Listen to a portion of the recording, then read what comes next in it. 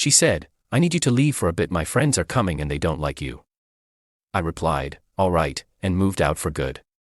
After they left, she called, saying she wanted to work things out. I told her, I already did, and ended the call. I'm Ryan, 29M. My girlfriend, Claire, 27F. We've been together a little over 2 years. Lived together for 1. I pay most of the rent. This matters later. She was standing in the doorway of our bedroom, arms crossed. Already half annoyed, half bored. The tone she used wasn't sad or apologetic. It was managerial. Like she was delegating a task she didn't want to deal with herself. "My friends are coming this weekend," she said, "and they don't like you. So I need you to leave for a bit." I remember blinking. Just once. I honestly thought I misheard her. "Leave?" I asked. "Like, go where?" She rolled her eyes hard enough that I actually felt embarrassed for even asking. "I don't care. Stay with a friend." A friend. A hotel. Whatever. "You're making this into a thing." That phrase. "You're making this into a thing." It was her favorite. She used it whenever I reacted like a human being. I asked why they didn't like me. "They think you're controlling," she said immediately. No hesitation. And kind of intense. This from the same woman who went through my phone once because I didn't respond fast enough to a text.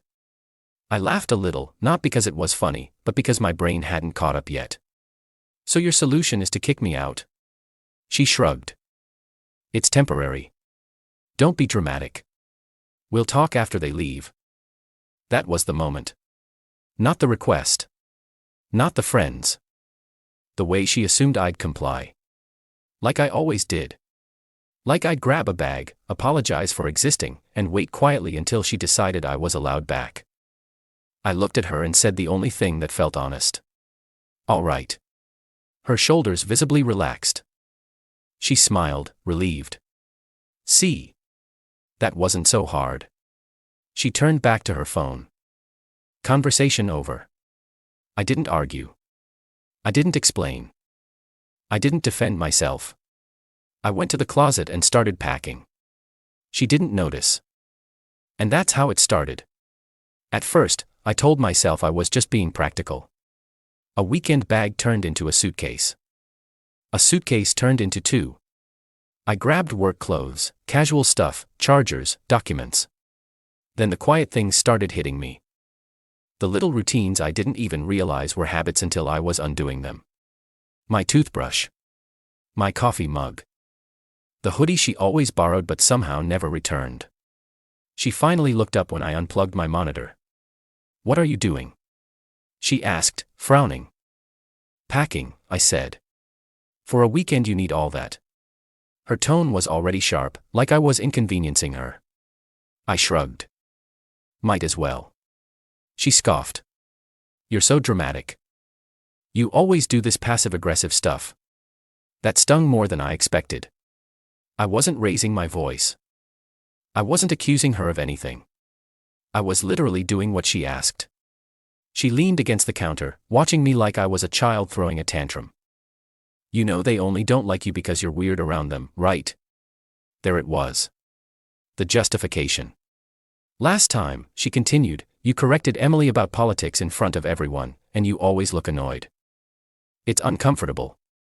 I remembered that night. Emily had said something factually wrong. I corrected her politely.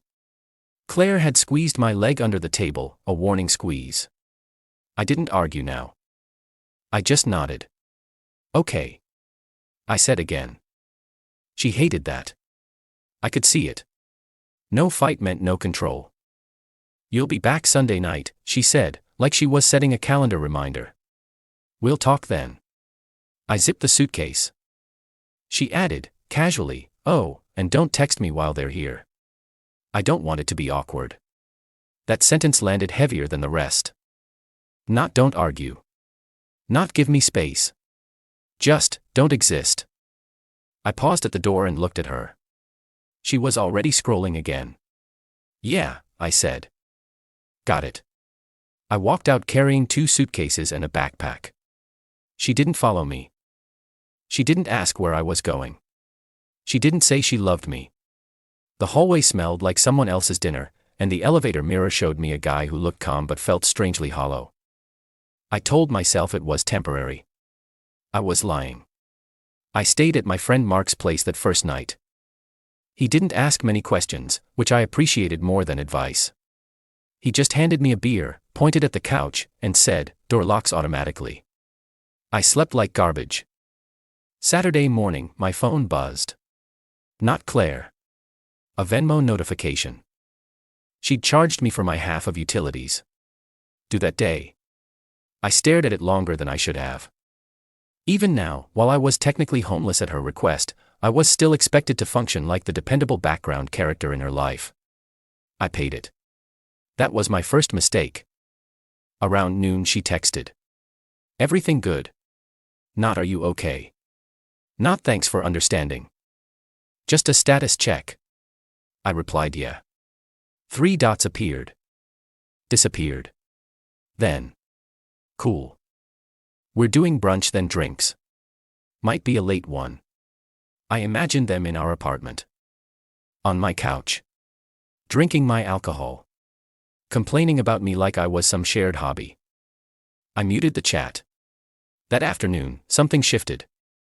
Without the constant noise of her opinions, her corrections, her expectations, I started replaying things I'd brushed off for months. The way she'd talk about me instead of to me. How every disagreement somehow became proof that I was too much. How her friends' opinions mattered more than my feelings. Mark noticed I was quiet. "You sure this is temporary?" he asked. I opened my mouth to say yes. Nothing came out. That night, around 2 a.m., Claire called. Drunk happy energy. Loud background voices. "Hey," she said. "We're out of wine. Where do you keep the backup?" I didn't answer right away. "Hello," she added. "Don't be weird." Something in me snapped into focus. Not anger. Clarity. "In the cabinet above the fridge," I said. "See, this is why I love you," she laughed. "You're so reliable." She hung up before I could respond. I sat there staring at my phone, and the thought hit me clean and sharp. She didn't miss me. She missed what I provided. That was the moment I stopped planning to go back. Sunday came faster than I expected. I woke up already knowing I wasn't going back. Even though I hadn't said it out loud yet. That's the thing about decisions like that. They don't arrive as dramatic speeches. They settle in quietly, like they've been waiting for you to catch up. Claire texted around noon. "They're leaving tonight. You can come back after." You can. Like I was a guest who'd overstayed his welcome. I didn't respond. By late afternoon, I drove past our place without stopping. I told myself I just wanted to see it. Closure, maybe. Her friends' cars were still there, packed tight along the curb. I imagined the laughter inside, the stories, the shared eye rolls when my name came up. I kept driving. Instead, I went back to Mark's and started making lists. Real ones. Bank stuff. Subscriptions. Things in my name. Things in hers. It felt strangely calm, like handling logistics after a storm. At 9:47 p.m. my phone rang. Claire. "Okay, you can come home now," she said. "No hello." "I'm not," I replied. Silence. Then a sharp exhale. "What do you mean you're not?" "I mean I'm not coming back tonight." She laughed, short and disbelieving. "Don't do this. We'll talk when you get here." "There's nothing to talk about," I said. Her tone flipped instantly. Annoyed. Accusatory. "So you're punishing me now? Over a weekend?" "I'm not punishing you," I said. "I'm listening to you." "What does that even mean?" "It means you were clear," I replied. "You needed me gone. So I left." "That's not what I meant and you know it." She snapped. "You're being dramatic." There it was again. "I already did what you asked," I said. "I just didn't stop when it was convenient."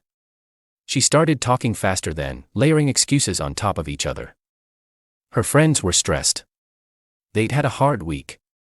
She didn't want conflict. I should understand. A good boyfriend would understand.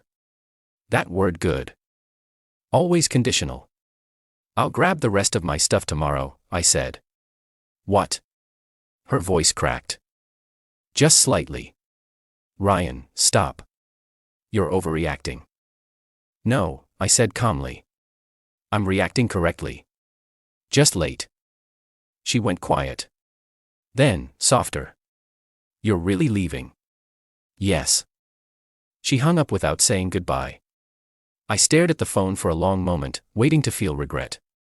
What I felt instead was relief. Monday morning felt surreal. I went to work like nothing had happened. Same commute. Same coffee. Same badge swipe. But my phone wouldn't stop lighting up. Missed calls. Texts. Voice notes.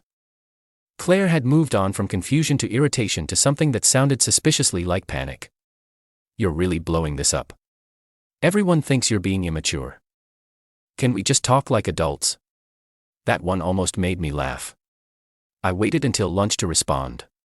One message. Clean. No emotion. I'll come by tonight to get the rest of my things. She replied instantly. Good. We need to talk. I didn't correct her. When I got to the apartment that evening, the place looked staged. Candles lit. Couch pillows arranged. She'd changed outfits. Soft sweater. Hair down. The version of herself she used when she wanted something. You didn't have to be so extreme. She said, arms crossed but voice gentle. My friends think you misunderstood. I didn't. I replied, stepping past her. She followed me into the bedroom. I just needed space for one weekend. You always take things personally. I opened a drawer and started sorting. Important stuff first. So you're really ending this? She asked. I paused. Looked at her. You ended it when you decided I was optional. Her face hardened. That's not fair. It is, I said. You just don't like how it sounds out loud. She scoffed. You're acting like I cheated on you. No, I said. You showed me where I rank. That hit. I could tell. She tried one last angle. After everything we've built. I zipped the bag. You built a life where I fit when convenient. I said. I'm done squeezing myself into it. I carried the bags to the door. She didn't help. She didn't apologize. As I left, she said, you'll regret this. I turned back once.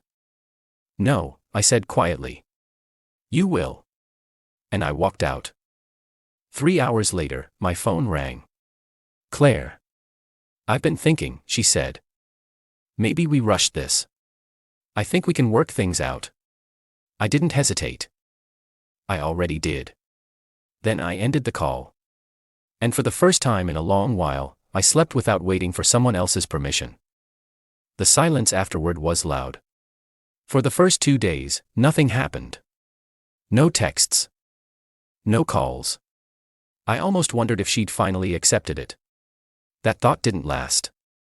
Wednesday morning, my phone buzzed while I was in a meeting. Unknown number. Hey. It's Claire. I borrowed Jenna's phone. I stared at it longer than I should have. Please answer. I didn't. A few minutes later. I'm not trying to fight. I just want to understand. That word again. Understand. As if this were a misunderstanding, not a pattern she'd been repeating for years. That night, she emailed me. Subject line. Can we talk? Not about logistics. Not about closure. Just talk. Like words alone could rewind things. I didn't reply. By Friday, the tone changed. I've been telling people you left because you couldn't handle my independence. I hope you're happy with how this makes you look. There it was. The narrative. I realized something important then. She wasn't reaching out because she missed me. She was reaching out because she'd lost control of the story. Her friends were probably asking questions she didn't like answering. Questions that didn't have flattering versions. That night, Mark asked if I was okay. I am. I said and meant it. Just disappointed I didn't leave sooner. Saturday morning, she tried one last time. She showed up. Unannounced. I opened the door and saw her standing there, arms crossed, jaw tight. Not sad. Angry. So this is it, she demanded. You just disappear and make me the villain.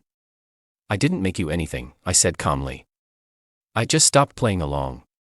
She scoffed. You're unbelievable. No, I said.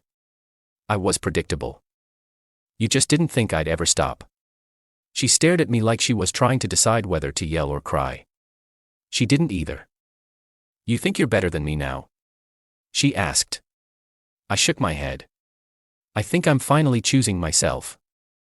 She turned and walked away without another word. I closed the door, leaned against it, and let out a breath I felt like I'd been holding for 2 years. I thought that would be the end of it. It wasn't. The next week was a slow drip of consequences I hadn't fully anticipated. Mutual friends stopped texting. Group chats went quiet. One guy I'd known since college finally messaged me. Hey man. Claire says you kind of ghosted her. That one hurt more than I expected. Not because I needed validation, but because I saw how easily she'd flipped the script. In her version, I wasn't the guy who got told to leave his own home. I was the unstable boyfriend who couldn't communicate. I didn't correct anyone. That was another shift. Almi would have explained. Clarified. Tried to be fair. Knew me didn't care enough to audition for my own character. Claire, on the other hand, was spiraling. She started liking my old Instagram posts. Not recent ones. Old ones. Photos from trips. Random gym selfies. The digital equivalent of knocking softly and pretending it wasn't intentional. Then came the texts again. I found your hoodie. Do you want it back? I didn't mean to hurt you. You're really okay just throwing us away. That last one almost got me. Not because it was true, but because it exposed how she saw things. To her, I threw us away by refusing to come back and absorb the disrespect. She couldn't see the moment she pushed me out as the beginning of the end. Only my refusal to return. One night, around midnight, she sent a voice note. Her voice sounded smaller. Tired. I didn't think you'd actually leave, she said. You always stay. I thought you'd cool off. There it was. The quiet confession. She never expected consequences. Just compliance with a delay. I typed a response. Deleted it. Typed again. Finally, I sent one sentence. That's why I had to. She never replied. The next morning, I woke up feeling lighter than I had in years. Not happy. Not euphoric. Just free from explaining myself to someone who only listened when it benefited them. Life didn't explode after that. It just rearranged itself. I got my own place 2 weeks later. Small, quiet, slightly overpriced. It didn't matter. Every piece of furniture in it was chosen by me. No commentary. No vetoes. No sighs when I sat the wrong way on the couch. Claire stopped contacting me directly, but I still felt her orbit. Friends would mention her casually. She's having a rough time. She didn't think you'd actually stick to it. She says you blindsided her. That word again. Blindsided. Like the warning signs weren't flashing in neon for months. One night, I ran into Emily, the same friend who didn't like me, at a grocery store. Awkward pause. Forced smile. She's different lately, Emily said carefully. Quieter. I nodded. Yeah. I imagine. Emily hesitated. For what it's worth, I didn't know she told you to leave. That's not how she explained it. I wasn't surprised. Just tired. A week later, Claire texted me from her own number for the first time in days. I think I messed up. No apology. No accountability. Just a vague realization, like a weather update. I didn't answer. Another message followed. I didn't think you'd actually choose yourself over us. I stared at that sentence for a long time. That was the truth she couldn't escape. Not that I left. Not that I moved on. But that I finally put myself first and didn't come back begging. I typed a reply and let it sit for an hour before sending. I didn't choose myself over us. I chose myself because there was no us left. 3 dots appeared. Then nothing. That was the last thing I ever said to her.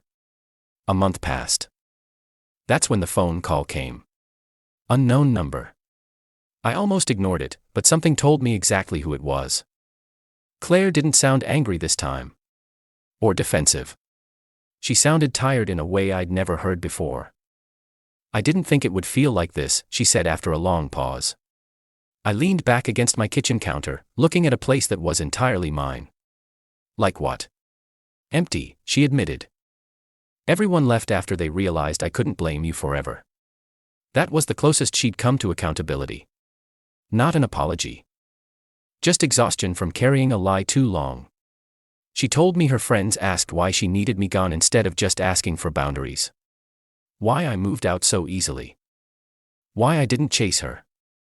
She said she didn't know how to answer those questions. I thought you'd come back, she said quietly. You always did. I didn't interrupt. I keep replaying that night, she continued. When I told you to leave, I thought I was setting terms. I didn't realize I was ending it. That sentence stuck with me. Some people think ultimatums are leverage. They forget they're also exits. I'm not calling to get back together, she said quickly, like she was afraid I'd hang up. I just needed to say I see it now. I closed my eyes for a moment.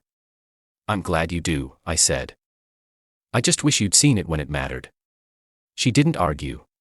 After a beat, she asked, are you happier? I answered honestly, I'm calmer. She exhaled like that hurt more than a no. I hope someone chooses you without having to lose you first, she said. That almost sounded like an apology. Almost. When the call ended, I didn't feel victorious. I didn't feel sad. I felt done. It's been 6 months since I left. That feels important to say, because for a while, I thought the story only mattered while it was fresh, while the texts were unread and the anger still had teeth. Turns out, the quiet aftermath is where the truth actually settles. Claire tried dating again. I heard that through mutuals. She framed it as moving on. But apparently, she kept comparing everyone to me. Not in a flattering way. In a why don't they just do what I want way. I didn't feel smug about that. Mostly, I felt relieved it wasn't my problem anymore. I've changed too. Not in some dramatic, self-help montage way. Just in small, consistent ways. I speak up sooner. I leave earlier when something feels wrong. I don't confuse being patient with being invisible. The biggest difference is this. I no longer wait for permission to exist in my own life. Sometimes I think back to that sentence she said so casually. I need you to leave for a bit. She thought it was a pause. She thought it was leverage. She thought I'd hover nearby, ready to return when called. What she didn't understand was that asking someone to leave doesn't come with a return clause. When she called later, after her friends were gone, after the apartment was quiet again, she thought we were picking up where we left off. When I said, I already did, I wasn't being clever. I meant it. I worked things out the moment I chose myself and didn't look back. And that was the last conversation we ever had. Not because I blocked her, not because of anger, but because there was nothing left to explain. Some endings aren't loud. They're just final. And honestly, that's the kind that stick.